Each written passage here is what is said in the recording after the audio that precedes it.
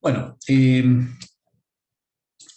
estábamos, al menos en lo que yo tengo registrado, y lo que yo ya tengo hoy, estamos, mejor dicho, en el capítulo, la unidad temática 3, ¿no es cierto? De eso ya habíamos visto todo lo referido a instrumentos de imán permanente y bobina móvil.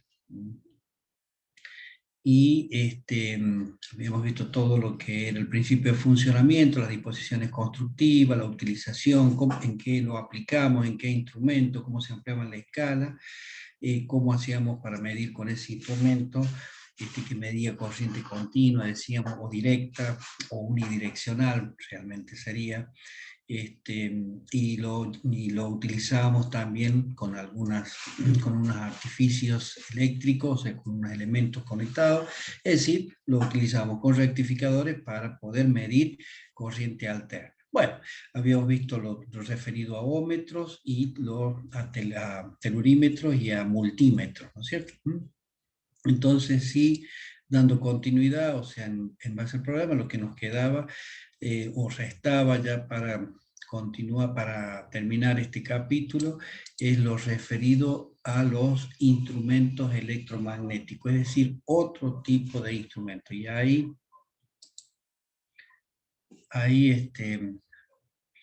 ampliamos la diapositiva, la presentación, los instrumentos electromagnéticos. Dentro de esta unidad hemos visto los instrumentos magnetoeléctricos y ahora vemos los instrumentos electromagnéticos. Bueno, si recuerdan, ya habíamos comentado la denominación de electromagnético, hace referencia al tipo de inducción, al tipo, perdón, de energía que está presente en estos instrumentos, o más bien en la forma en que se concadena esas energías para producir el movimiento. Entonces hablamos de movimiento, entonces estamos ante instrumentos de tipo analógicos, ¿no es cierto? Según las clasificaciones que ya habíamos visto también. De todos modos, vemos que esta palabra compuesta, electromagnético, y lo habíamos mencionado, ¿no es cierto?, hace referencia a electricidad y a magnetismo, pero también la otra hacía referencia a lo mismo, los magnetoeléctricos, nada más que con distinto orden, ¿no es cierto? Bueno, un poco la diferencia estaría, y un poco para dar justificación al nombre, es que la primer palabra que se utiliza, o sea, el prefijo, ¿no es cierto?, de esta palabra compuesta, en realidad manifiesta lo que es más destacable en este instrumento. En este instrumento, entonces, en el que vamos a ver ahora, es más destacable, es decir, la dimensión física es mayor o es más notable lo referido a la parte eléctrica que a la magnética precisamente. Bueno, entonces, dentro de los instrumentos electromagnéticos hay de dos tipos, ¿no?, de imán móvil y de hierro móvil. Cualquiera de los dos podrían existir. En realidad, en la actualidad, la tendencia ya está a la existencia de los instrumentos de hierro móvil, porque los de imán móvil es como que han quedado ya en desuso. Pueden encontrarse por ahí, pero es más difícil, ¿no? Al menos nosotros sí podemos, y de hecho hay en distintos lugares, en distintas partes, es común encontrar instrumentos de hierro móvil. Entonces, a eso apuntaríamos un poco el estudio de los instrumentos electromagnéticos. Entonces, todos los instrumentos electromagnéticos de hierro móvil, y dijimos que su parte más notable era la parte que hacía referencia a la parte eléctrica. Y justamente si nosotros observamos una figura tal como la que tenemos en la diapositiva, que es una clásica y utilizada en muchas de las bibliografías que hacen referencia a este instrumento, vamos a ver y vamos a notar que estaría conformado por una bobina exterior, que en este caso tiene una conformación física o geométrica, digamos, como de un sector circular, ¿no? Una especie de sector circular, y bueno, el bobinado con una determinada cantidad de espiras, ¿no es cierto? Ese sería el bobina, y vemos que eso es lo más notable, porque después la otra parte, lo que vemos interiormente, que ahí se lo alcanza a ver, este es un dibujo, un esquema en perspectiva, dos aspas, ¿no es cierto? Una aspa fija y una aspa móvil. Bueno, por cierto, el aspa fija está sustentada, está quieta, está fijada y no tiene ningún tipo de movimiento, mientras que el aspa móvil sí puede moverse, pero no tiene todos los grados de libertad que podrían existir en el espacio, sino que está condicionado el movimiento del aspa móvil, ¿no es cierto? Debido a que está sujeta a un eje interior, en este caso, como vamos a la bobina, a un eje, de manera de que la única posibilidad que tiene es de desplazarse produciendo un movimiento de rotación alrededor o centrada en ese eje. Centrada en ese eje. Bueno, esa es la conformación típica, ¿no es cierto? Si bien pueden cambiar las formas de la bobina, pero de alguna manera siempre estaría estructurado de esa manera. Una bobina exterior e interiormente un conjunto o un par de chapitas, que a veces un par o a veces una, pero chapas metálicas, magnéticas, que pueden ser inducidas por el campo, al cual le llamamos aspa.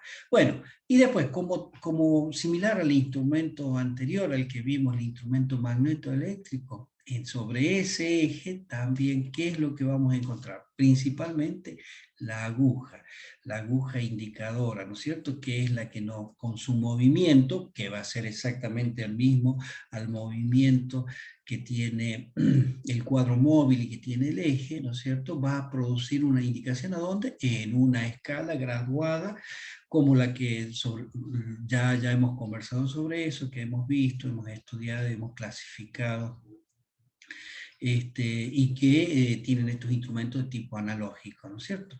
Pero también tiene los muelles en espiral como los tenía el otro instrumento, con una diferencia, o sea que de las dos funciones que le otorgábamos al muelle en espiral en el instrumento anterior, acá una sola de ellas la va a tener, y que es la de proveer ese par antagónico, ese par que se opone al movimiento, es la única. Ya no tiene en este caso la función de llevar la corriente al interior, al bobinado que teníamos en aquel caso, porque como vemos, acá no tenemos internamente un bobinado, tenemos unas chapitas nada más, unas partes metálicas o esas aspas fija y móvil.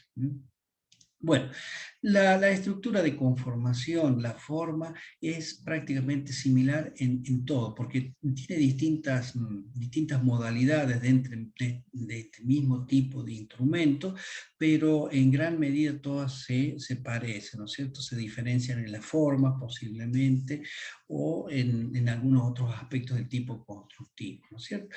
Entonces, los elementos constitutivos son la aguja indicadora, la escala, vemos que el cuadro móvil tenía su eje, dentro de ese eje, ese eje, nosotros tenemos también los muelles en espiral, y sobre él también tendríamos aplicado, que acá se lo distingue o se lo ve en la figura, eh, ese brazo, ¿no es cierto?, para regulación, un brazo de regulación.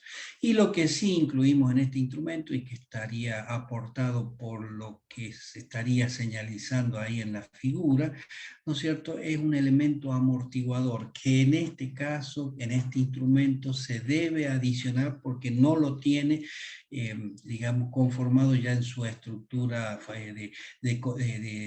de formación del instrumento, entonces se lo tenemos que adicionar. Sobre eso ya vamos a conversar un poquito más adelante. Bueno, después, interiormente, bueno, dijimos, tenía la bobina y tenía las aspas fija y móvil, que pueden tener diferentes formas, como ya lo mencionamos. El principio de funcionamiento al que haríamos referencia ahora es algo que es entiendo, muy fácil de comprender, ¿no es cierto? Y para ello, para entenderlo, recurrimos a, digamos, a características propias del efecto magnético o electromagnético, digamos, cuando existe la circulación de corriente eléctrica en un conductor. Es decir, si nosotros tenemos un conductor, supongamos rectilíneo, cualquier conductor, y circula por él una corriente eléctrica, que caracterizamos y genéricamente, ¿no es cierto? Eh, ¿Qué es lo que ocurre? Bueno, al circular esa corriente eléctrica, como tiene un determinado sentido esa corriente eléctrica, sentido de circulación, o sea, haciendo referencia a la corriente, al movimiento de los electrones, ¿no es cierto? Y en ese sentido, bueno, nosotros tendríamos en cuenta la corriente electrónica o la corriente convencional. Pero bueno, independientemente de eso, siempre hacemos referencia a la corriente electrónica, a la corriente, perdón, convencional. Eh, Vemos que como consecuencia de circular esa corriente eléctrica alrededor del conductor se va a producir, ¿qué cosa? La generación de un campo magnético. Ese campo magnético, nosotros inclusive, como ustedes lo han visto perfectamente en física, en magnetismo, se puede se podía visualizar a través de la conformación de una serie de líneas, decíamos, de campo magnético que estaban alrededor de ese conductor y tenían un aspecto circular, una conformación circular. O sea, lo podíamos materializar o dibujar de esa forma en realidad, ¿no es cierto? Es decir, en definitiva, se conforma un campo magnético. Bueno, y ahí recurrimos a las leyes que conocíamos, que vimos en física, o la experiencia de Oersted, por ejemplo, o a las leyes de Biot-Savart, que ustedes la pueden revisar, repasar, como para conceptualizar un poco mejor esta idea, ¿no es cierto? Bueno, como consecuencia de ello, entonces, nosotros tenemos un conductor que circula corriente eléctrica y alrededor de él se genera un campo. Bueno, supongamos que ese conductor ahora, que en un principio lo imaginamos así rectilíneo, ahora lo curvamos, efectuamos una curva sobre él y tendríamos el aspecto que tenemos en la figura, que tenemos en la figura. Es decir, sigue conservando, o sea, mantiene lo que ya hemos dicho, o sea, cuando circula una corriente eléctrica se va a crear sobre él líneas de fuerza así, circulares, concéntricas, es decir, campos magnéticos que tendrían un aspecto como las líneas estas que vemos en el dibujo, ¿no es cierto? Y el sentido de rotación en esas líneas de fuerza, ¿no es cierto?, estaba dado, ¿se acuerdan?, por la regla de la mano derecha o la regla del tirabuzón, como ustedes lo hayan aprendido, como lo hayamos visto en física, cualquiera de ellos. Bueno, entonces, eso hace de que nosotros vamos a definir dos partes, la parte interna de esa curvatura, ¿no es cierto?, y la parte externa. Y en relación a ello vamos a ampliar un poquito más ya la situación. En lugar de considerar esa curvatura, lo consideramos una línea cerrada conformada, conformando una espira, ya, ¿no es cierto? Y más que una espira, un conjunto de espiras, o sea, varias espiras, n espiras diríamos.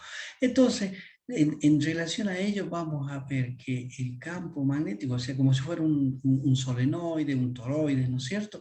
Nosotros vamos a ver que interiormente se va a producir, bueno, o sea, se manifiesta o volvemos a tener el mismo aspecto, porque eso no cambia por el hecho de que hayamos cambiado la disposición geométrica de ese alambre conductor.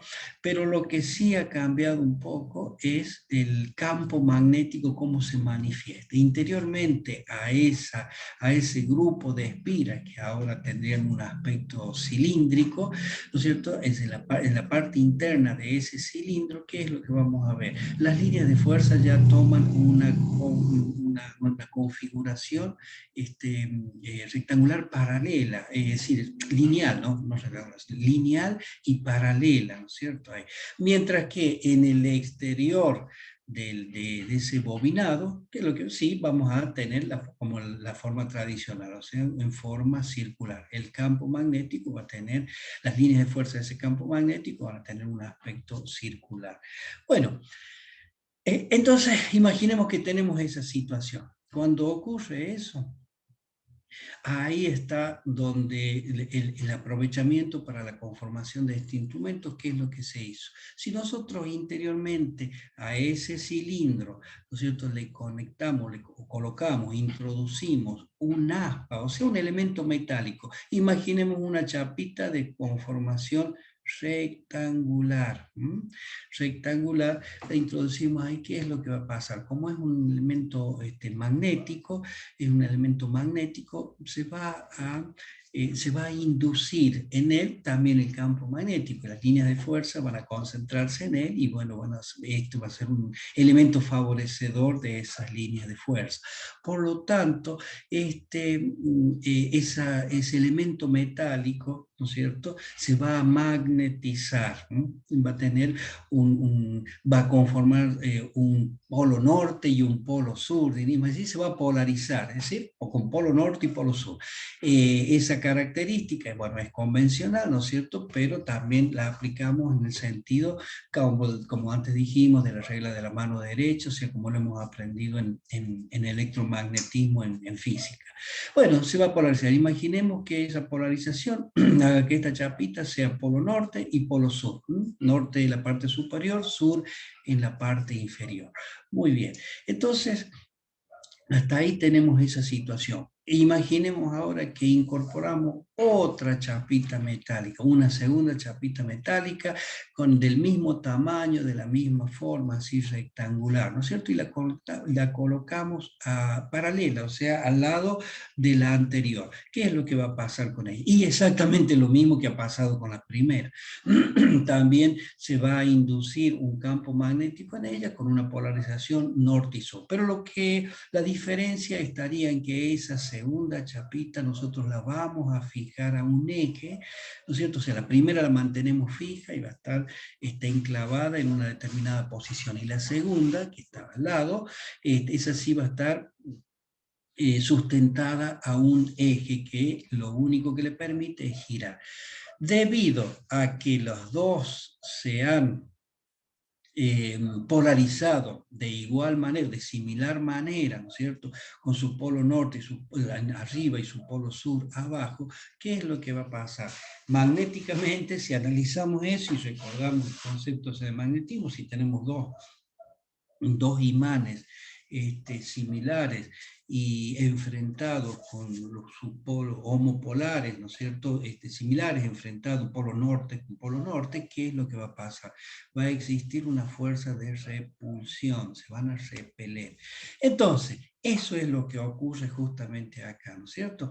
Va a existir una fuerza de repulsión que va a tratar de separar esas chapitas. Como la segunda chapita no tiene todos los movimientos que dijimos, sino que únicamente puede girar, lo único que va a hacer, el resultado de todo eso va a ser, de la repulsión, va a intentar alejarse, pero lo único que va a hacer va a rotar. Cuando rota esa chapita, producida por la fuerza magnética que lo tiende a separar, ¿no es cierto?, entonces va a producir un giro en ella y alrededor del eje, o va a mover ese eje. Y ya sabemos que ese eje está conectado a una aguja indicadora, y la aguja indicadora va a producir una indicación, para eso es la aguja, sobre una escala. Entonces, ¿qué es lo que ha pasado? Entonces, si tratamos de concluir, fíjense, como resultado de que circuló una corriente eléctrica por la bobina, o por las espiras, o por los conductores, se ha producido un giro o un movimiento de esa aspa metálica móvil. Entonces, eso en definitiva es el movimiento que se pone de manifiesto cuando tenemos un instrumento de este tipo, un instrumento electromagnético. Entonces, debido a ese efecto de repulsión, se produce el movimiento. Conclusión, cuando existe corriente eléctrica que circula por la bobina, se va a producir un movimiento del aspa móvil, ¿no es cierto? Cuanto mayor sea la corriente, mayor va a ser el ángulo, mayor va a ser el movimiento, ¿no es cierto? Y eso se complementa con algunas circunstancias o con algunos de los elementos que constituyen el instrumento, ¿no es cierto? Lo que sí,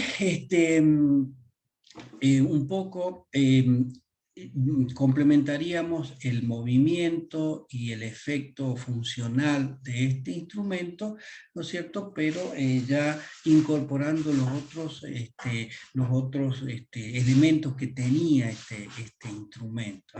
De todos modos, este instrumento en sí, así como funciona,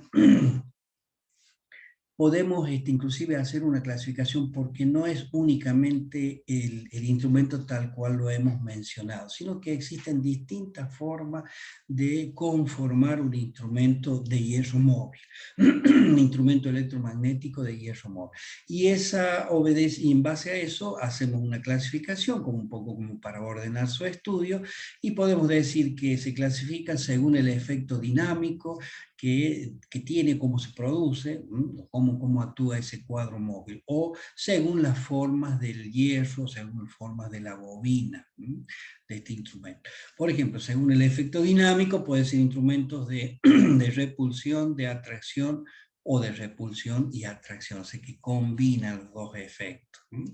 Bueno, veamos, el de repulsión es el que acabamos de mencionar, o sea, tenemos nuestra bobina, que dijimos que puede tener distintas formas, recién la vimos con un aspecto de sector circular, acá lo vemos como un aspecto cilíndrico totalmente, o sea, redonda, las espiras son totalmente redondas, nada más que acá están en el dibujo, ¿no es cierto?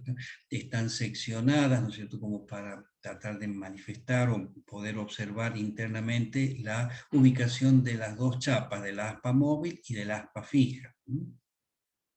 Bueno, pero el funcionamiento es exactamente lo mismo. Reconocemos nuestro eje, reconocemos la aguja indicadora y reconocemos el muelle en espiral, muy importante siempre. Bueno, la aguja y la escala, ¿no es cierto? Es decir, es exactamente como el que estudiamos, el que vimos recién cuando tratamos de explicar el funcionamiento del instrumento. Ese es el instrumento de repulsión, porque vimos que en base a ese efecto de desplazamiento, de separación, producía el movimiento. Pero existen también instrumentos electromagnéticos de atracción, que funcionan tal vez basado un poco en el mismo principio, ¿no es cierto?, en las mismas leyes, pero con un efecto diferente, nada más, ¿no es cierto?, de atracción. Y ahí recurrimos también a un concepto que entiendo está bien instalado con los conocimientos de magnetismo que tenemos, que ustedes han visto en física. ¿Y cuál es? Y bueno, siempre que tenemos algo metálico y recurramos a esa clásica experiencia que pienso que todos la han realizado. Si nosotros tenemos un imán que tiene un campo magnético y lo acercamos a ese imán a una parte metálica, el clásico clavito o alfiler, ¿no es cierto?, elemento, ¿qué es lo que va a pasar? Inmediatamente vemos que ese clavo o ese alfiler que es metálico va a ser atraído por el imán y va a quedar pegado a él, ¿no es cierto? Entonces, ¿qué es lo que ha pasado? ¿Cuál es el comportamiento? Y debido a que se magnetizan los dos elementos, entonces el elemento metálico, en este caso el clavo, ¿no es cierto?, pasa a buscar lugar donde mayor es el campo magnético, que es en las inmediaciones del imán. Bueno, un concepto parecido es lo que estaría pasando acá. Imaginemos, a ver, el instrumento acá con una bobina, que en este caso, como vemos, es con una forma rectangular. Repito que cualquier forma y funciona exactamente lo mismo, ¿no es cierto? E imaginamos también un eje, y no es cierto que tiene adosado a él, pegado a él, un elemento metálico circular, como una moneda aproximadamente. pero el eje no está centrado, según esa forma circular, sino que es excéntrico a ello, o sea, está incorporado, está conectado a ese círculo, ¿no es cierto?, pero no en el centro, sino desplazado tendiendo hacia hacia las orillas, ¿no es cierto? Entonces, ¿qué es lo que produce eso? O mejor dicho, ¿qué es lo que pasa? Cuando circula corriente eléctrica, fíjense que en todos los casos mencionamos lo mismo. Cuando hay circulación de corriente eléctrica en la bobina. Si no, no ocurre absolutamente nada, ¿no es cierto? Todo va a estar en una situación estable, quieta, en reposo, diría. Cuando circula corriente eléctrica, ¿qué es lo que va a pasar? Interiormente en la bobina se va a producir ese campo que dijimos, ese campo magnético es más fuerte en el interior de la bobina.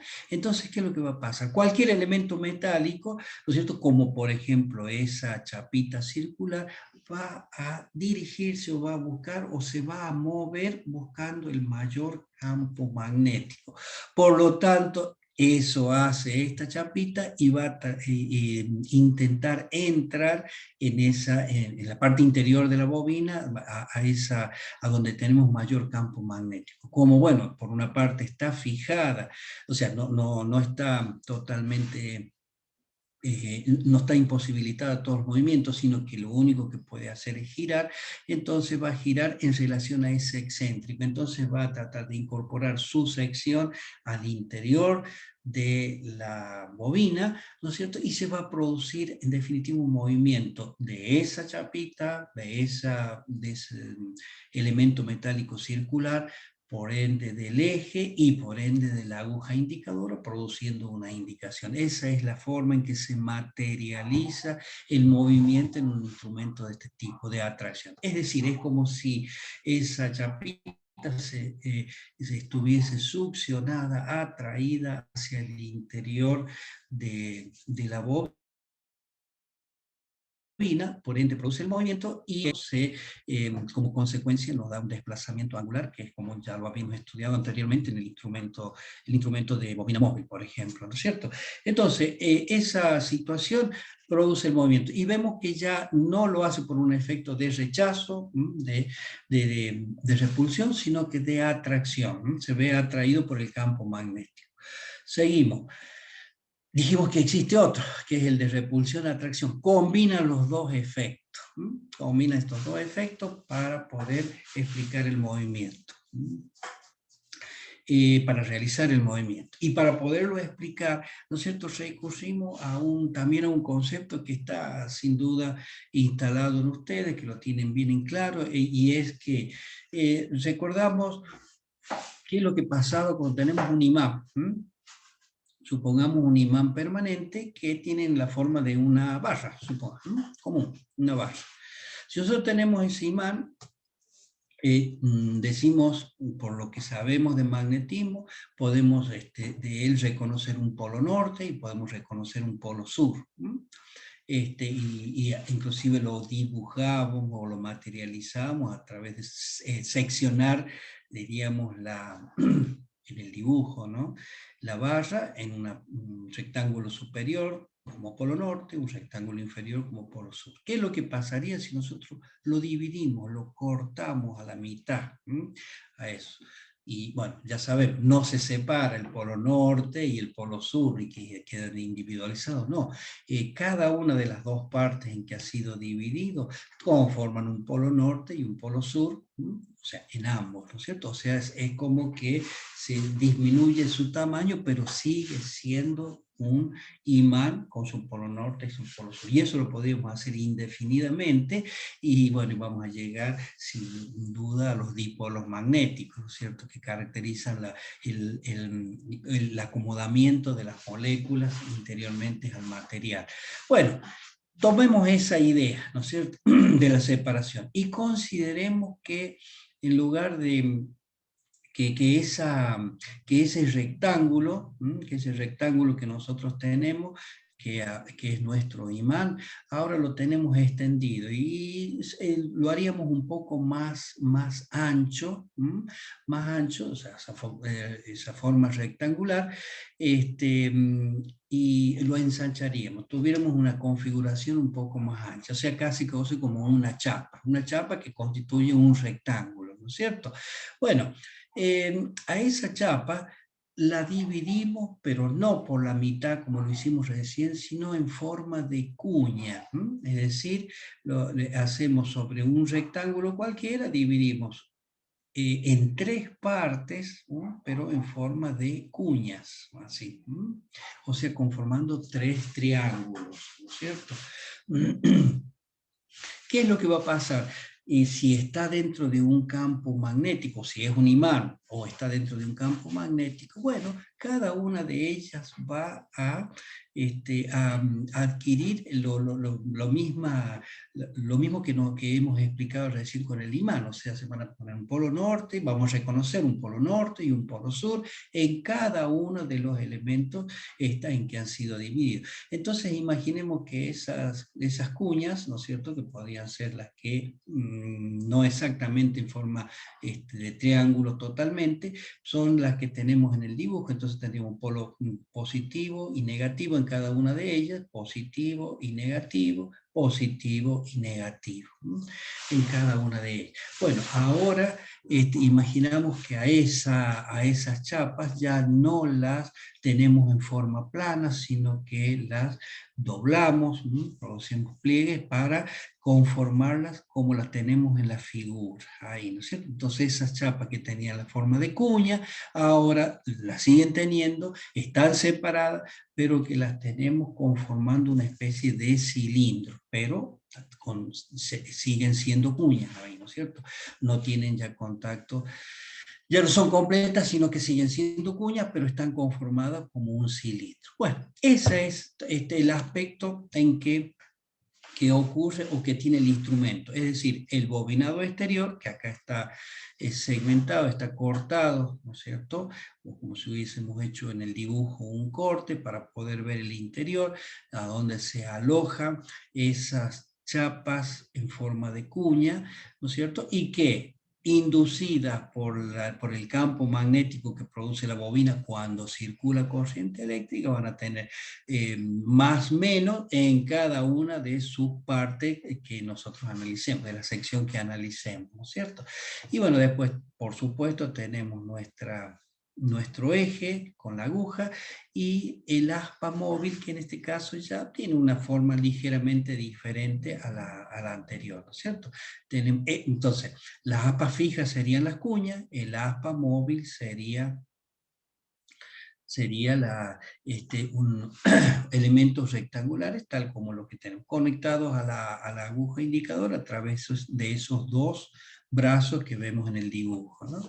Bueno, cuando eso ocurre, si nosotros esto lo pudiéramos planificar, es decir, hacer un plano, ¿no es cierto?, lo podemos aplanar y lo pudiésemos y lo miraríamos, entonces tendríamos algo como lo que tenemos en la figura de la derecha.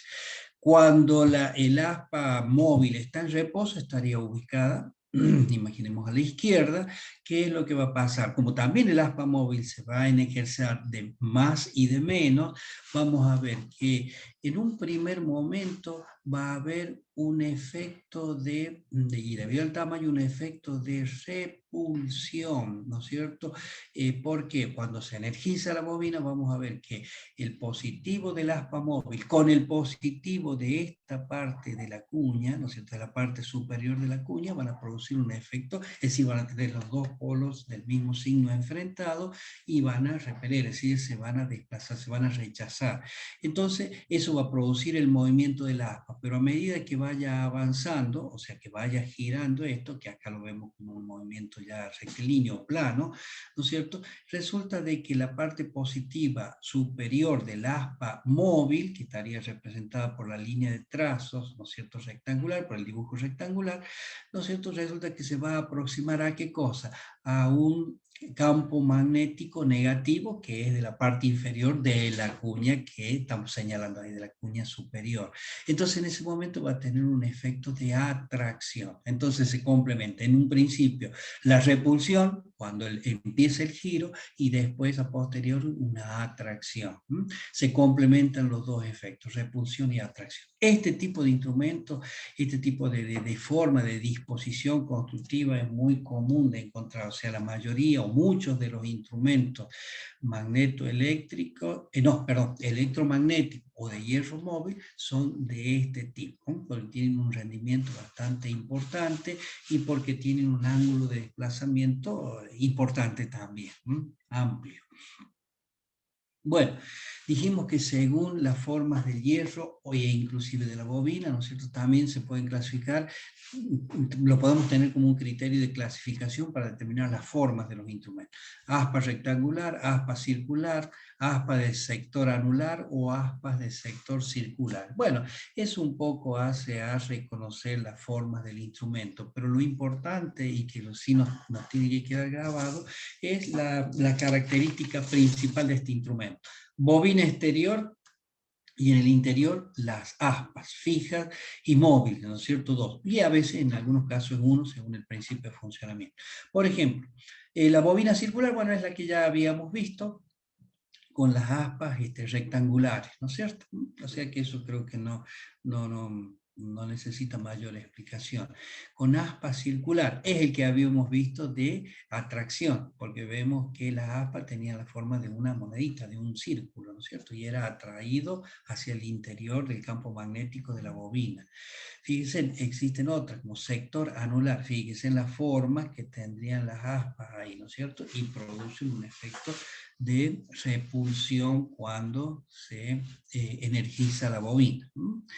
Y otro sería aspas ya con un sector circular, o sea, no un círculo completo, sino de sector circular. Y fijémonos la forma que tiene el aspa móvil, que es una forma, una especie de leva, ¿no es cierto?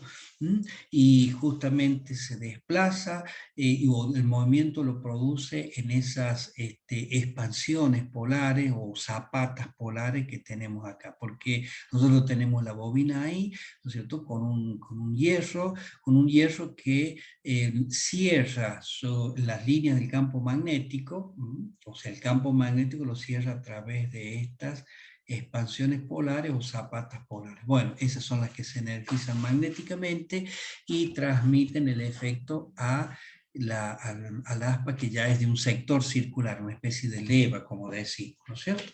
Bueno, distintas formas que pueden tener. Lo que sí, lo importante es reconocer también que este instrumento, por lo que dijimos, no tiene un amortiguamiento ya incorporado en sus disposiciones constructivas propias, ¿no es cierto?, del cuadro móvil. Entonces se lo tenemos que agregar, ¿no es cierto?, como un elemento más. Los amortiguadores, el amortiguamiento que se produce, y siempre recordando, reconociendo que el amortiguamiento, ¿para qué se incorpora? Para evitar que la aguja, cuando se igualan las dos cuplas, la motora y la cupla antagónica, no produzca una oscilación que tarde demasiado tiempo. Es decir, se produce esa oscilación, pero que esa oscilación se esté presente el menor tiempo posible. Entonces, para eso le agregamos un elemento amortiguador. ¿Cómo ocurre con los amortiguadores, por ejemplo, de un vehículo, que tal vez sean más comunes de reconocer o recordar o tener en cuenta, ¿no es cierto? Entonces el amortiguamiento, ¿qué es lo que hace? Evita la permanencia de las oscilaciones de la aguja indicadora cuando está en movimiento, cuando ha producido una indicación, ¿no es cierto? Los amortiguadores pueden ser de distintos tipos, pueden ser amortiguadores neumáticos, pueden ser hidráulicos o pueden ser magnéticos. En realidad los hidráulicos prácticamente no se usan porque implican elementos fluidos, que puede ser gas o puede ser líquido, ¿no es cierto?, o viscoso, y eso ya, para eso necesitan mantener una cierta estanqueidad, o sea, que no haya pérdida de cualquiera de ellos, y eso ya trae aparejado otras, o sea, tecnologías un poco más más sofisticada. Por lo tanto, esto dejó de usarse desde hace muchísimo tiempo. Y sí permanecen, sí existen los amortiguadores neumáticos o los amortiguadores magnéticos, ¿no es cierto? ¿Cuáles serían? Un amortiguador neumático se basa justamente en qué? En que tenemos una aleta, podríamos decir, o una paleta, ¿no es cierto?, que tiene un movimiento dentro de un recinto cerrado. Este recinto cerrado es similar a como lo vemos acá, tiene una forma de este tipo, ¿no es cierto?, para poder seguir los movimientos circulares, es decir, desde un sector de círculo.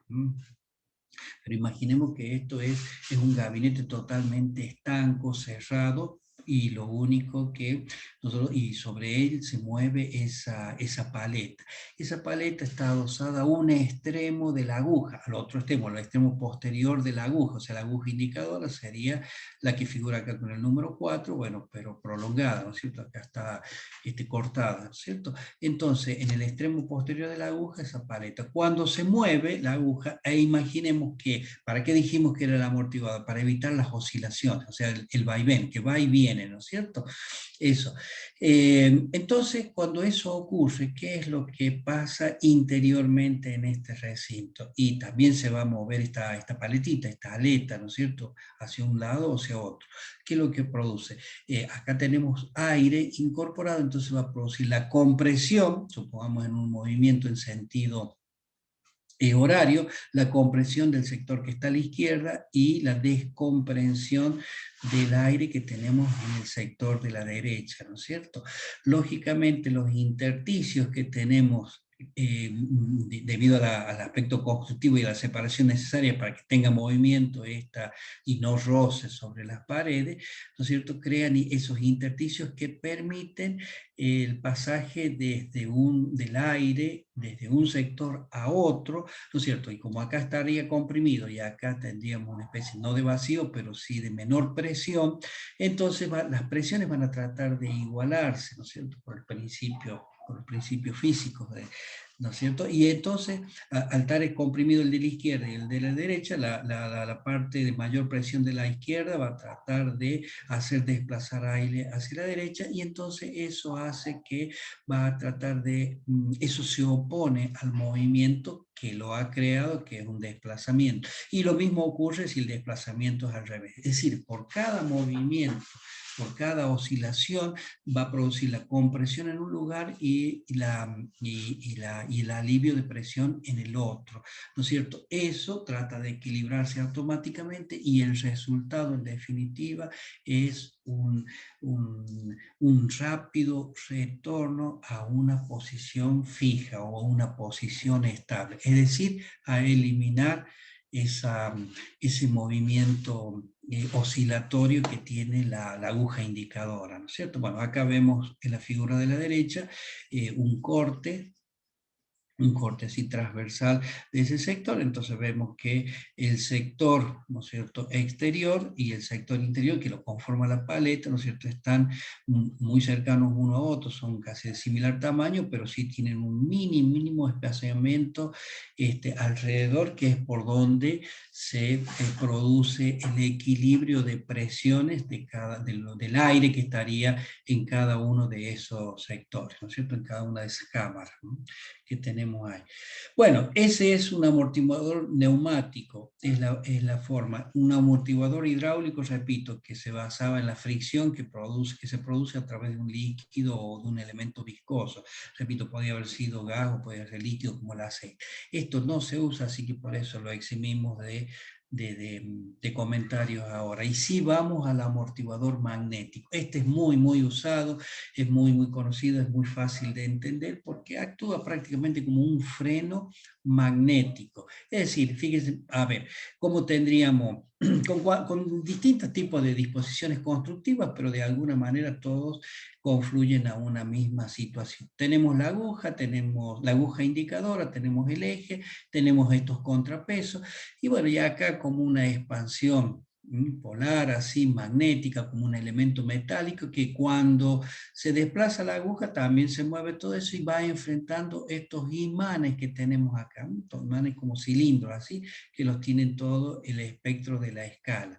Como el movimiento oscilatorio va a producir un vaivén, va y viene, ¿qué es lo que se van a producir? Líneas de o se van a cortar, mejor dicho, líneas de campo magnético de estos imanes, se va a producir corrientes parásitas en esta chapa y van a reaccionar entre los dos para producir un freno o una acción que se opone a la que le ha creado. ¿Cuál es la acción que le ha creado? El movimiento de la aguja, el movimiento oscilatorio de la aguja.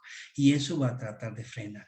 Y nosotros, si lo vemos en este otro dibujo, que es otra forma muy común de usar, tal vez sea la más común, la que tenemos en la parte inferior de la derecha, es una conformación de la parte posterior de la aguja, así con un sector circular como el que vemos ahí en la figura, ¿no es cierto?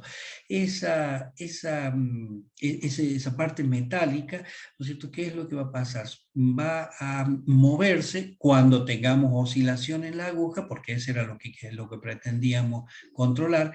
Se va a mover así también con movimiento oscilatorio, igual que la aguja indicadora. ¿Qué es lo que va a pasar? También va a cortar en el entrehierro líneas de campo magnética, van a reaccionar con las corrientes parásitas que se generen en esta aspa metálica, van a reaccionar y se va a producir un freno, es decir, y que va a dar como consecuencia el amortiguamiento de ese movimiento oscilatorio.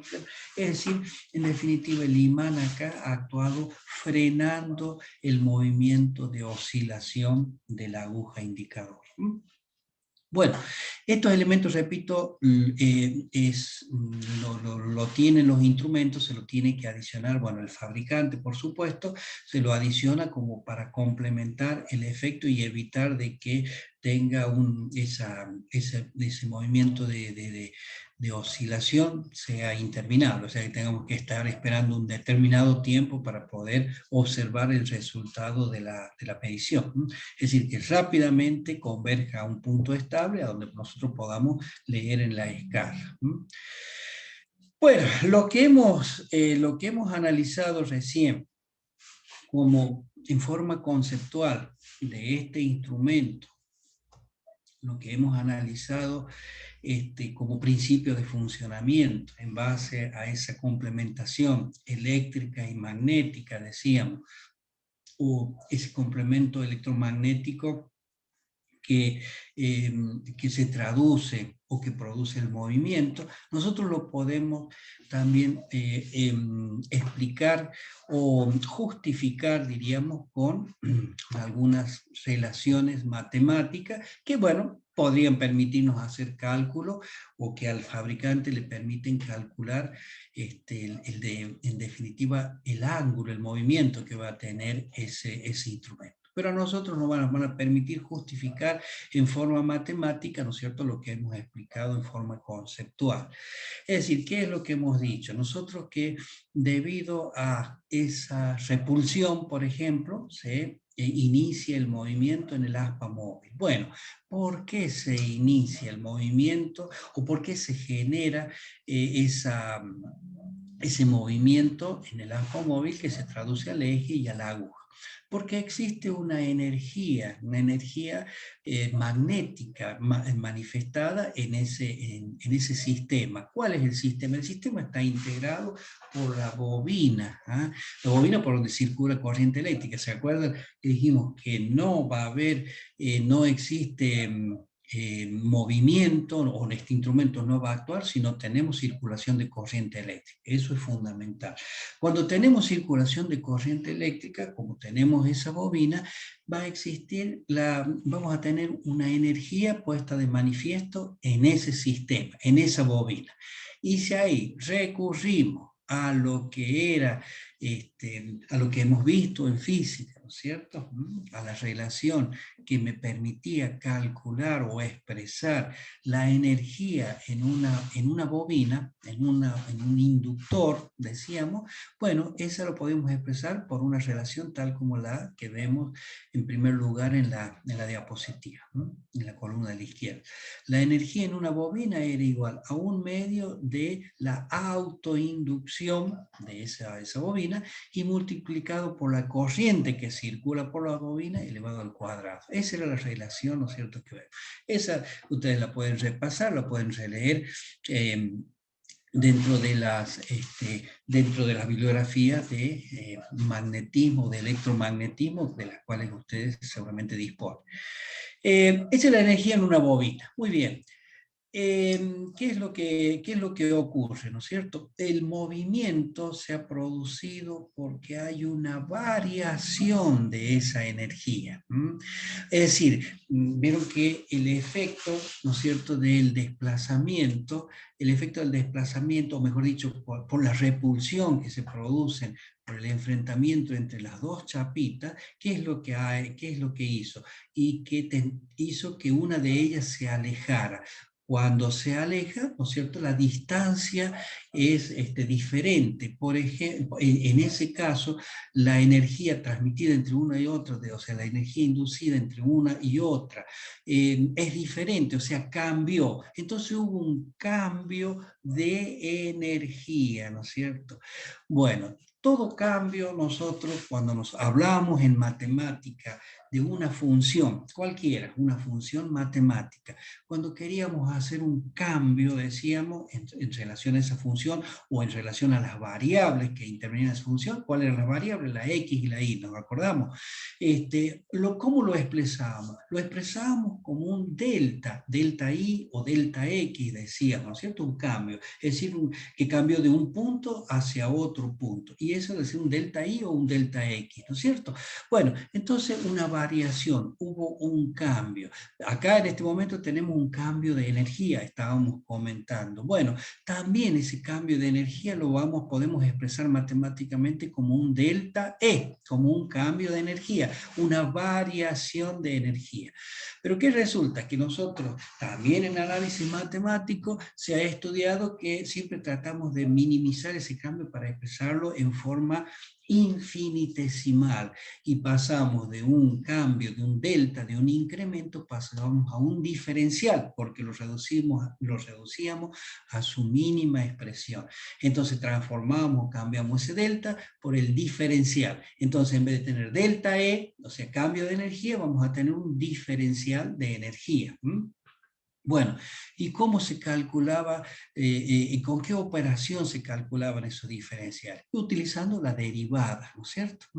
Entonces, recurriendo a la operación de derivación. Por lo tanto, nosotros vamos a considerar que ese cambio de energía lo podemos manifestar como una variación de energía en relación al ángulo que ha producido el desplazamiento, porque ese es el cambio que, digamos, la repulsión ha producido una variación angular.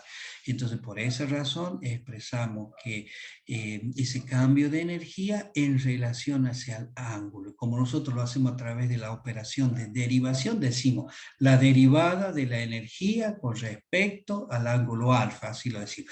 Y eso produce el momento motor, eso produce el movimiento, eso produce la cupla motora, ¿no es cierto? Muy bien, entonces si nosotros tenemos que derivar, inmediatamente tendríamos que derivar la primera ecuación, que es la que tenemos, la ecuación de la energía. Bueno, por lo que sabemos de derivada, la constante la extraemos fuera de la operación de derivación, la corriente es la que nosotros le incorporamos al instrumento, ¿no es cierto? Es la que se va a medir, o sea que no está dependiendo del movimiento, no, es la que le aplicamos al instrumento, o sea, la podemos tomar como una constante también. Entonces la extraemos fuera de la derivada, entonces 1/2 por I al cuadrado. Y ahí sí, lo único que va a cambiar es la inducción o la autoinducción o la mutua inducción, si en este caso se refieren a las dos chapitas, ¿no es cierto? Esa inducción es la que va a cambiar. Cuando tengamos, según el movimiento que tengamos, vamos a tener diferentes distancias o de mayor separación. Por ende, o sea, eso va a estar en función de la variación angular, entonces vamos a tener distinto valor de inducción en esos sistemas móviles, en esa chapita. Por lo tanto, eso sí cambia. Entonces, la derivada se va a referir a la derivada o la variación de la autoinducción con respecto al ángulo alfa. Entonces, la derivada de esta función con respecto al ángulo alfa es la que nosotros tenemos acá. Y eso es el momento motor, es lo que produce el movimiento. Bueno, pero a la par de que ocurre eso, y que es lo que nos produce el movimiento, vimos que como sobre el mismo movimiento, a través del eje, trasladamos esa apertura angular o ese movimiento angular, lo trasladamos ¿a qué? Al resorte antagónico, ¿eh? Porque el resorte antagónico, por debido al movimiento, se ve presionado también un determinado ángulo, es decir, comienza o aumenta, a medida que aumenta el ángulo, es mayor la presión sobre ese resorte en espiral, con forma de espiral. Por lo tanto, se hace presente el resorte también oponiéndose a eso, y él crea un momento antagónico o una cupla antagónica, y ya lo vimos en el otro instrumento, exactamente igual que lo que habíamos visto anteriormente, era el producto de la constante antagónica por el ángulo que le está produciendo, ¿eh? Y lo produce realmente ese ángulo, ese movimiento angular, un cierto ángulo alfa, pero también va a ser proporcional, como dijimos, esa constante antagónica. Recordamos que esa constante antagónica es una condición o es función de qué cosa, y de las características del resorte. Y en relación a ello, manifestamos, es proporcional a la sección de construcción del alambre con el que ha sido construido ese resorte, la sección, o sea, el área, y también es al tipo de material que se ha utilizado para construir. Es variable en función de esos dos parámetros exclusivamente. A ver, recordamos, si tenemos un alambre grueso, lógicamente vamos a tener mayor oposición, ¿no es cierto? Va a ser más difícil poderlo hacer cambiar de forma.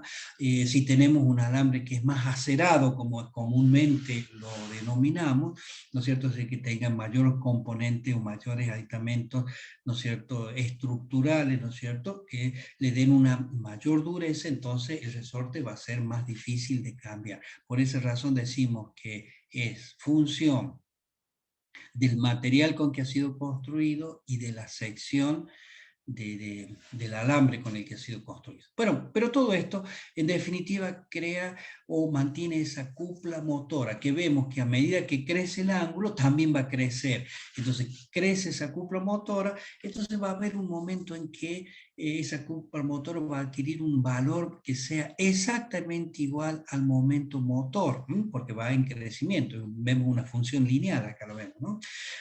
Va a llegar a ser igual al momento motor. Y como son opuestas, porque uno tiende a hacer girar el cuadro móvil en un sentido y la otra a oponerse. Como son iguales, entonces se van a equilibrar entre ambas, ¿no es cierto? Ese equilibrio, expresado así en forma conceptual, es decir, la aguja se va a quedar quieta, o sea, va a terminar ese desplazamiento angular. Ese equilibrio matemáticamente, ¿cómo lo expresamos? Con una igualdad. Decimos, momento motor va a ser igual a momento antagónico. A partir de ahí, reemplazamos por las ecuaciones que habíamos encontrado antes, ¿no es cierto? Un medio de I al cuadrado por la variación de la inductancia con respecto al ángulo alfa como momento motor, y la constante antagónica por alfa como igual al momento antagónico. A partir de eso, por una operación, por una simple operación, ¿no es cierto?, de despeje, que ustedes lo manejan bien, obtenemos el ángulo alfa. El ángulo alfa va a quedar igual, entonces, a partir de ahí, a 1/2 sub A por la variación de la inducción con respecto al ángulo alfa. Y multiplicado, y ahí está lo importante, por la corriente al cuadrado. Entonces, reconozcamos esta o nos establezcamos un poquito en esta última relación. El ángulo es igual a todas estas condiciones que expresamos, expresadas mediante parámetros, que si nos lo analizamos son, bueno, vemos una constante numérica, vemos un elemento que depende del material, o sea que es constructivo, la inductancia es constructivo, ¿no es cierto? Todo esto, o sea, el desplazamiento angular y lo que produce esta variación, en definitiva, sí la podemos tratar como una variación lineal, por lo tanto, todo esto podemos decir que es una constante. Todo lo que tenemos acá y lo que estamos marcando se puede considerar como una constante. Por lo tanto, podemos decir como conclusión, ¿no es cierto?, o como última relación, que la variación angular, que el ángulo, ¿y qué es ese ángulo? Es el ángulo que se mueve el cuadro móvil, o la chapita, o el eje, o la aguja indicadora, ¿no? Todos son exactamente iguales. Ese ángulo va a ser proporcional a una constante multiplicada por la corriente al cuadrado. Es decir, que el efecto de haber introducido una corriente al instrumento produce una variación angular que va a estar expresada o que va a estar determinada por la relación funcional que hemos encontrado ahora al último en esa última expresión. Entonces, es una función cuadrática. Es una función cuadrática. La reconocemos, bueno, por la expresión.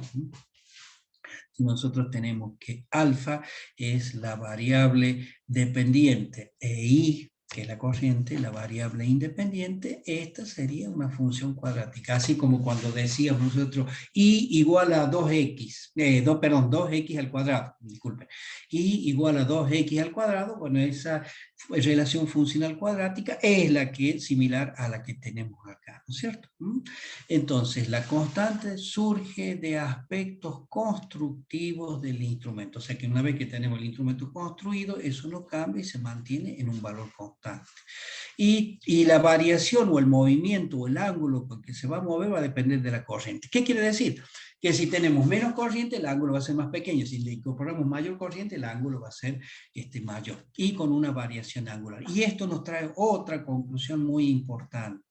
Como tenemos una variación funcional cuadrática, la escala que va a tener este instrumento y que va a utilizar, ¿no es cierto?, es una escala cuadrática, con las características y los inconvenientes inclusive que tiene ese tipo de escala. Bueno, de alguna manera esto explica o justifica, ¿no es cierto?, que el movimiento en este tipo de instrumento y la relación funcional, ¿no es cierto?, de ese movimiento. Fíjense qué es lo que pasa con corriente alterna y no nos dejemos impresionar por la cantidad de ecuaciones que tenemos acá, porque prácticamente es una consecuencia de lo anterior, pero algo muy sencillo de analizar. Fíjense, si nosotros tenemos corriente alterna, es decir, ¿qué es lo que ha pasado? A ver, volvamos un poquitito a la anterior como para complementar esto y poder pasar con mejor condiciones a la diapositiva siguiente. Todo esto lo hemos analizado como que la corriente tiene un determinado sentido. Entonces eso hacía que se energicen o que se polaricen las chapitas con más menos, como dijimos, ¿no es cierto?, con esa convención de signo. Bueno, pero ¿qué pasa si la corriente tiene otro sentido, si cambia el sentido? O si cambia el sentido de la corriente, y bueno, también va a existir una polarización, pero el más menos, supongamos, el más va a estar en la parte inferior el norte va a estar en la parte inferior y el sur va a estar en la parte superior, pero también en ambas chapitas, fíjense. O sea que de vuelta siguen enfrentados polos de igual signo. O sea, por más que haya cambiado el sentido de la corriente, el efecto de repulsión va a ser exactamente el mismo. ¿Eso qué es lo que nos estaría advirtiendo o nos está anticipando? Y que por más que cambie el sentido de la corriente, vamos a tener el efecto exactamente lo mismo. Y lo podemos demostrar un poquito con estas ecuaciones. Y bueno, la ecuación que habíamos encontrado para explicar el movimiento o determinar la relación funcional del movimiento en un instrumento electromagnético y con corriente continua era la que habíamos visto y ya habíamos llegado hasta la diapositiva anterior. Ahora imaginemos que en lugar de tener una corriente continua, o sea, de un solo sentido, tengamos aplicado ahí una corriente alterna, o sea, de dos direcciones. En un momento circula en un sentido, en otro momento circula en otro sentido. ¿Cómo la explicitamos matemáticamente nosotros a una corriente alterna? Y eso lo hemos visto en electrotecnia, ¿no es cierto? Por ejemplo, una corriente decíamos que era la I máxima, o I de cresta, o I de pico, como la hayan denominado, multiplicado por el seno de omega t, por ejemplo. Si en lugar de omega t, que era una variación temporal en base a la pulsación omega y al tiempo, tomada como una variable independiente, lo podemos explicitar en función del ángulo. Por eso ponemos tita acá. Es más fácil para trasladar una sola variable que ir escribiendo o trasladando dos variables. Bueno, pero es lo mismo. I igual a I de cresta por el seno de tita. Esta es la expresión supongamos, de una corriente sinusoidal. Bueno, entonces eso lo llevamos a la primera fórmula y bueno, lo explicitamos así, lo aplicamos ahí, entonces va a quedar igual, simplemente con I de cresta al cuadrado por el seno cuadrado de tita. Bueno, lo único que hacemos es tomar este seno cuadrado, porque lo demás vemos que prácticamente sigue siendo igual, nada más que por una cuestión de expresiones. Esta sería la I de cresta, antes era la I continua, ahí el valor máximo de I elevado al cuadrado. Y vemos que lo que ha cambiado es simplemente que se ha establecido este valor del seno cuadrado de tita, una función sinusoidal cuadrática, ¿no es cierto? Ahí recurrimos y ya no lo vamos a explicitar porque no es el motivo de nuestra materia, ¿no es cierto? Pero sí recurrimos a las identidades trigonométricas. Este seno cuadrado de tita es igual a 1/2 factor de 1 menos coseno de 2 tita. Es decir, a través de esas identidades trigonométricas nosotros reemplazamos esta función circular sinusoidal cuadrática por la expresión equivalente, ¿no es cierto? Que ya no es, que no tiene un valor cuadrático, ¿no es cierto? Es lineal. Digamos, es elevado a la primera potencia o de primer grado. Entonces, vemos que al reemplazar llegamos a una función de ese tipo que podemos distribuir, o sea, ya todo es aplicación matemática esto, podemos distribuir todo este término que tenemos fuera del paréntesis por 1 y por menos coseno de 2 tita. Eso es lo que hacemos en la relación siguiente, que es la que tenemos en la parte derecha, en la columna derecha de la diapositiva, y nos aparecen dos términos. Uno que es I al cuadrado, la variación de L dividido en 4, C sub A diferencia de alfa, porque es lo que surge de lo que tenemos acá. Fíjense en este 2 multiplicado por este 2 en el denominador, nos hace aparecer el 4, ¿no es cierto? Y después tenemos menos lo mismo, pero multiplicado por el coseno de 2 tita, que es lo referido al segundo término del segundo miembro.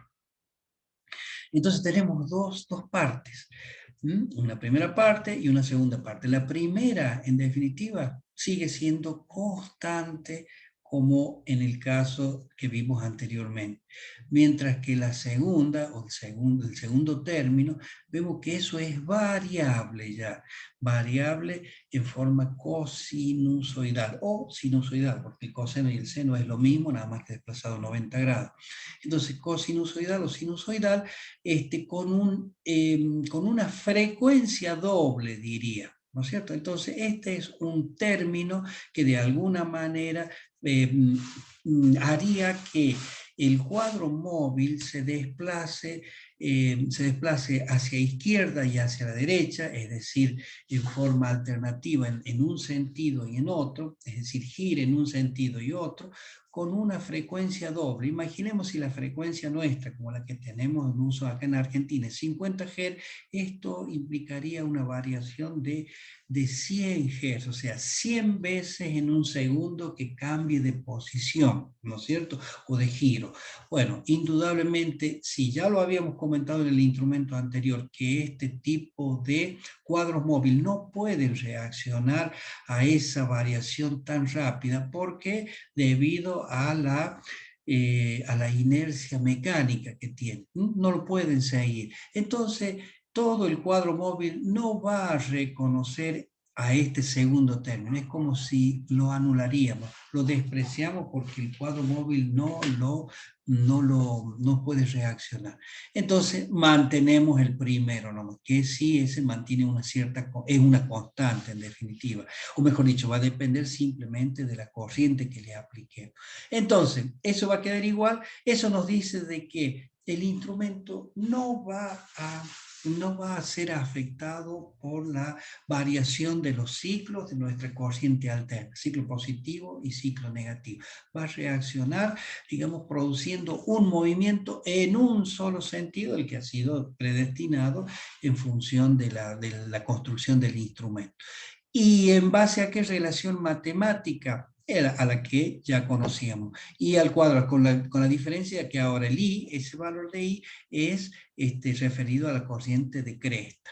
Y con la relación I al cuadrado por dividido en 4 C sub A multiplicado por la diferencial de L con respecto al ángulo alfa. ¿No es cierto? La fórmula como la habíamos encontrado anteriormente. Que nosotros lo podemos ya manifestar en función no del valor de cresta, porque no es muy común hablar de los valores de cresta, sino que siempre más bien es más común hablar de los valores eficaces, así como hablamos de la tensión eficaz y no de cresta. Entonces también en el caso de la corriente o en cualquier expresión sinusoidal es así de esa forma. Por lo tanto, esta corriente de cresta la establecemos en función de la corriente eficaz. Por ejemplo, raíz cuadrada, como está al cuadrado, va a ser raíz cuadrada al cuadrado por la corriente eficaz al cuadrado. Y eso en definitiva, ¿qué produce? Fíjense, una expresión tal como la que tenemos acá. Alfa igual a la corriente eficaz al cuadrado sobre 2C sub A por la variación de la inductancia con respecto al ángulo alfa. O sea, en definitiva, ¿esto qué me dice? Que el ángulo se va a mover en un solo sentido y en función de la expresión o la relación que tenemos acá y de la corriente al cuadrado. Lo mismo que pasó con continuo. ¿Y cómo podemos perfeccionar esa conclusión para hacerlo más general? Diríamos de que es indistinto que nosotros le apliquemos corriente continua o alterna a este tipo de instrumento y el instrumento se va a comportar de igual manera, es decir, va a producir un movimiento en un solo sentido. Conclusión, sí se puede medir corriente alterna, sí se le puede aplicar corriente alterna a este tipo de instrumentos. Esa era una situación un poco diferente al que teníamos en el instrumento que habíamos estudiado anteriormente. Y justamente las bondades o las posibilidades de este principio de funcionamiento de este instrumento están radicadas en eso, que puede medir continua o alterna indistintamente y sin ningún aditamento que le tengamos que hacer, como en el caso anterior que lo tenemos que poner los diodos semiconductores. Bueno, seguimos. La escala, ya dijimos, es una escala cuadrática.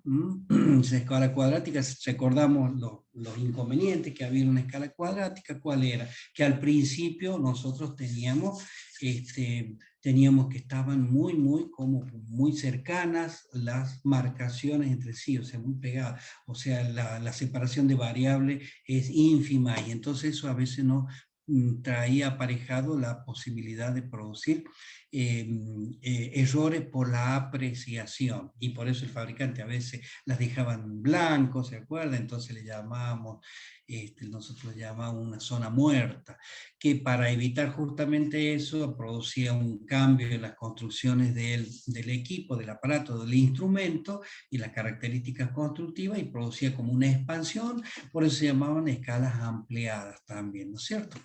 Era lo que ocurría en esta parte, al principio, donde vemos que tenemos esos blancos que en definitiva se traducen o se llaman zona muerta.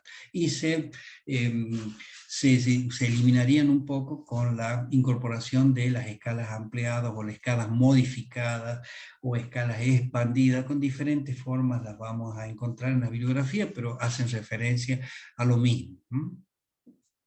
Bueno, lo importante de este instrumento radica justamente en la posibilidad, en la sencillez constructiva, radica también en lo económico de su construcción, para su fabricación, y de las posibilidades de uso, como dijimos, como instrumento para medir corriente continua, para medir continuo, energía continua o alterna, ¿no es cierto? Y fundamentalmente está destinado, o su aplicación está orientado a amperímetros y a voltímetros. Voltímetros. Y con mediciones directas, o sea, ya sin incorporarle esas resistencias que decíamos que nosotros teníamos que incorporar el instrumento de bobina móvil, ¿no es cierto?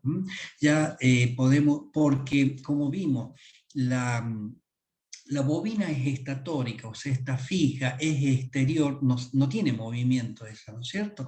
Entonces, ya no necesita ser un elemento muy delicado, ¿no es cierto? Muy liviano, sustentado por pivote. No, ya directamente puede ser lo más rudo que quisiésemos. Y así justamente, en algunos amperímetros para medición de corrientes elevadas, esos bobinados son alambres, diríamos, ¿no es cierto?, conductores metálicos como alambre, muy gruesos, e inclusive algunos son flejes, ¿no es cierto?, que tienen una sección circular o a veces casi rectangular, y de tamaño, o sea, de una sección muy grande, y muy pocas espiras, porque siempre en un amperímetro, como lo dijimos anteriormente, se necesita resistencia pequeña, ¿no es cierto? Entonces, con muy pocas vueltas, con una o dos vueltas, de un alambre muy grueso, nosotros podemos llegar a tener instrumentos que midan corrientes muy amplias, ¿no es cierto? O sea, bastante amplias, sin necesidad de agregar esas resistencias adicionales como teníamos anteriormente.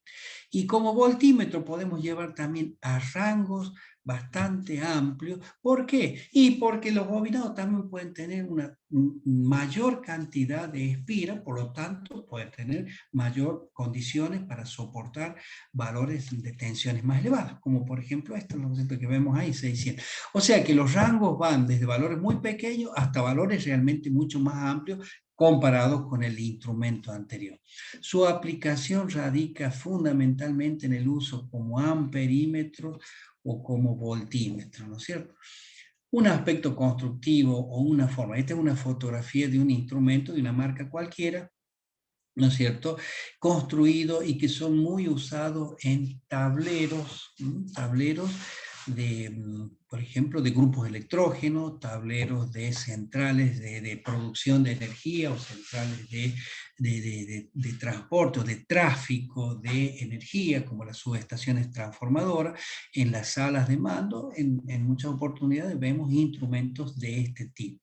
¿Qué instrumento es? Bueno, lo entramos a reconocer de alguna manera por ciertas características, como por ejemplo la escala. Fíjense, al principio tenemos esa zona muerta sobre la que hemos conversado varias veces, tanto en uno como en otro, en que el fabricante ahí lo deja en blanco, no le pone ni siquiera marcaciones, cosa que no midamos ahí, ¿no es cierto? Acuérdense los conceptos del campo de indicación y campo de medida. Bueno, acá, si bien en la figurita esta en la fotografía de la izquierda no se nota tanto, pero sí en la de la derecha se nota un poco más, el primer icono o el primer símbolo que se utiliza, que era el de el tipo del principio de funcionamiento del instrumento, el tipo de instrumento, y vemos que es la característica del instrumento de hierro móvil, o instrumento electromagnético de hierro móvil. Y bueno, después vemos que mide continua y alterna, clase 1,5, nos dicen este instrumento, posición vertical, y bueno, y la aislación por la estrellita, bueno, que no alcanzamos a divisar. Bueno, lo mismo tiene acá, ¿no es cierto? Son instrumentos, repito, que son muy usados en las en las centrales de producción de energía, producción, transporte o tráfico de energía. Bueno, y para cerrar, porque ya estamos cerca de terminar condicionado por el horario, ¿qué característica tiene este instrumento, ¿no es cierto? Son un poquito menos exactos que los anteriores y menos precisos que el instrumento, eso comparado con el instrumento de imán permanente y bobina móvil, ¿no es cierto? Tienen un poquito más de consumo. ¿Por qué? Porque nosotros tenemos que energizar a las dos partes que conforman el instrumento, o sea, tanto a la bobina como al campo magnético que se produce en las chapitas móviles. Por eso tienen mayor consumo, ¿cierto?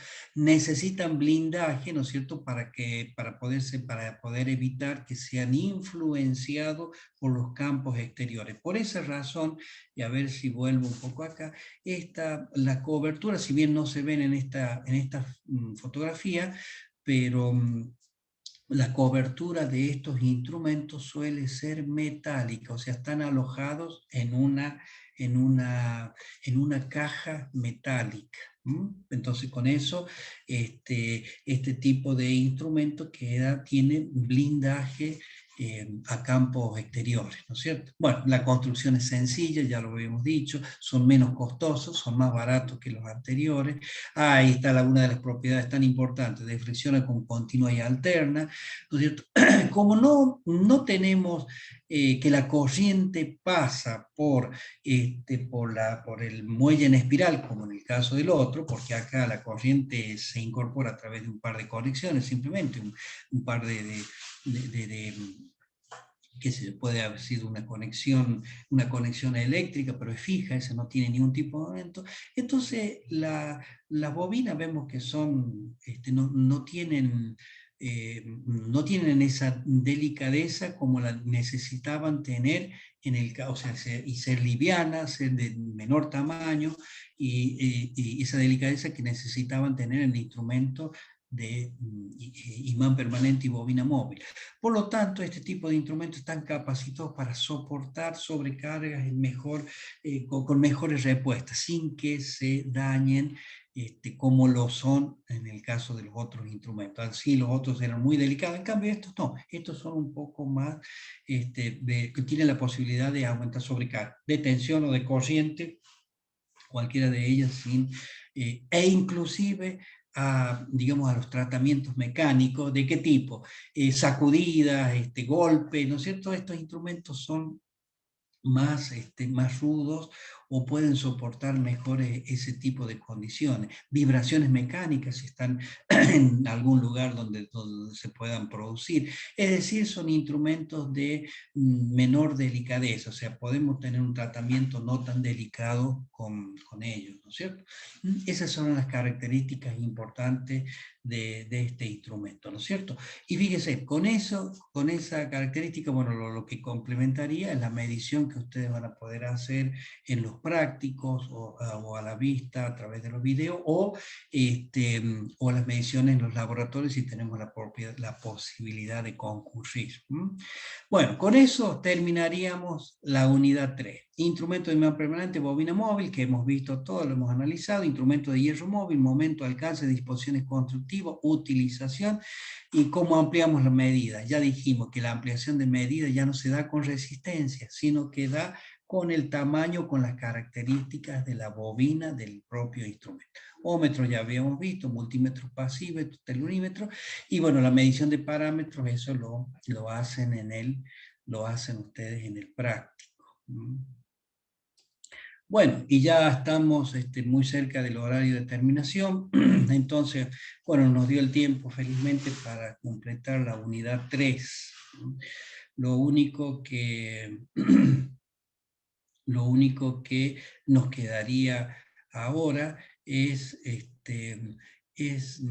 definir la fecha del parcial. Completada la unidad 3, nos quedaría definir la unidad 3.